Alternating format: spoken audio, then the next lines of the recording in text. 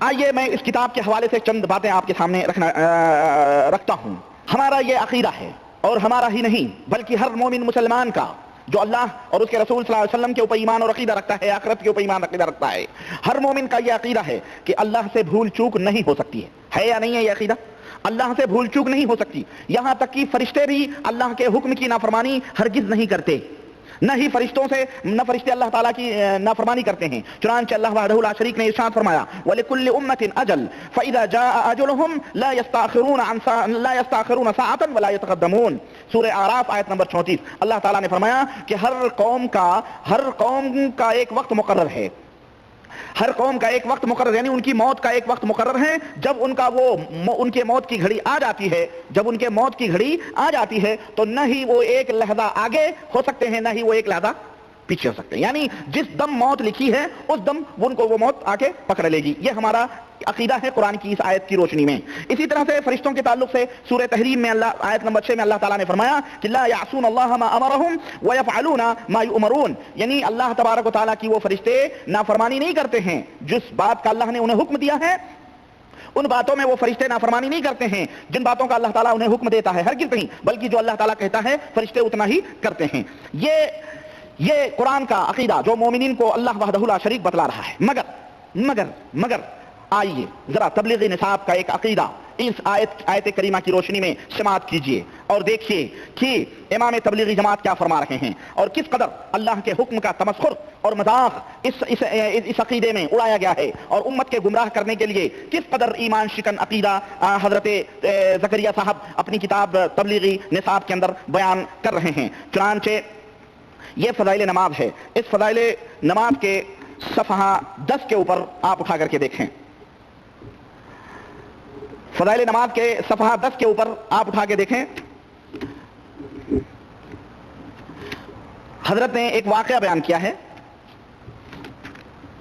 فضائل نماز 80 صفحہ 10 اس کے اوپر حضرت نے ایک واقعہ بیان کیا ہے، اور واقعہ یہ ہے، ظاہر ہے کہ جیسا کہ میں نے بتایا ہر مسلمان یہ سمجھتا ہے کہ موت و زندگی کا مالک اللہ وحدہ لا شریک ہے، اور جو وقت جس کا موت کا مقرر ہو چکا ہے، سمجھ رہے ہیں، وہ اسی وقت کے اوپر اسے موت آئے گی. سوال ہی نہیں پیدا ہوتا کہ کوئی آگے یا پیچھے کوئی بات ہو. اور اللہ تعالیٰ سے بھول چوک کا امکان بھی، یہ ایمان کو برباد کرنے والا اگر کوئی شخص اس طرح کا ایمان اور عقیدہ رکھتا ہے. چنانچہ مولانا زکریا صاحب فرماتے ہیں کہ حضرت ام کلثوم رضی اللہ تعالی عنہ کے شوہر حضرت عبد الرحمن بیمار تھے، اور ایک دفعہ ایسی سکتے کی حالت ہو گئی کہ سب نے انتقال ہو جانا تجویز کر لیا کہ اب یہ مر جائیں گے.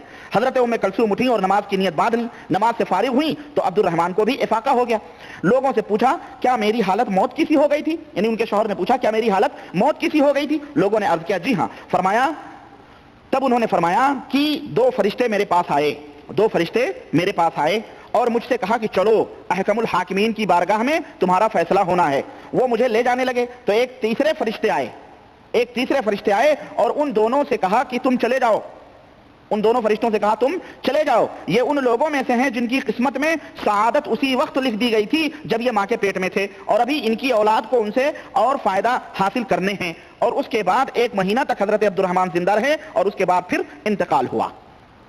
یعنی ان کے موت کی گھڑی آ گئی تھی، فرشتے موجود ہو گئے تھے، لیکن بعد میں گویا نعوذ باللہ اللہ تعالیٰ سے بھول ہو گئی کہ ان فرشتوں کو بھیجا کہ جاؤ ان کی روح نکال کے لاؤ. پھر بعد میں اللہ تعالیٰ نے کہا نہیں ابھی ایک مہینہ باقی ہے، سمجھو ان کی قسمت میں 1 مہینہ زندہ رہنا باقی ہے. وہ واحد، وہ یکتا اور بے مثل، وہ ذات خداوندی اللہ وحدہ لا شریک کی وہ ذات جس کی کوئی مثال نہیں ہے.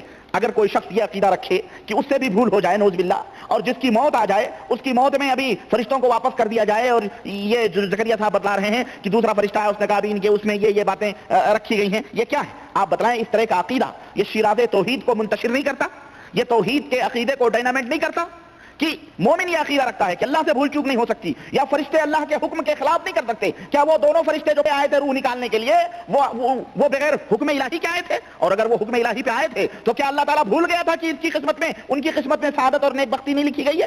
یہ جھوٹی باتیں، یہ جھوٹی روایتیں اپنی کتابوں میں لکھ کر کے نماز کی فضیلت بیان کر رہے ہیں. کس کی فضیلت بیان کر رہے ہیں؟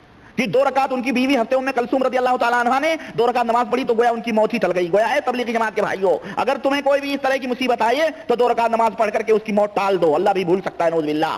میں پوچھنا چاہتا ہوں حضرت زکریا صاحب جب موت و حیات کی کشمکش میں ہچکولے کھا رہے تھے، بھنور میں پھنسے ہوئے تھے، تو اس وقت سارے تبلیغی جماعت کو اللہ کی بارگاہ میں سجدہ کرنا چاہیے تھا. وہاں تو ایک تھی جو انہوں نے اللہ کی بارگاہ میں سجدہ کیا.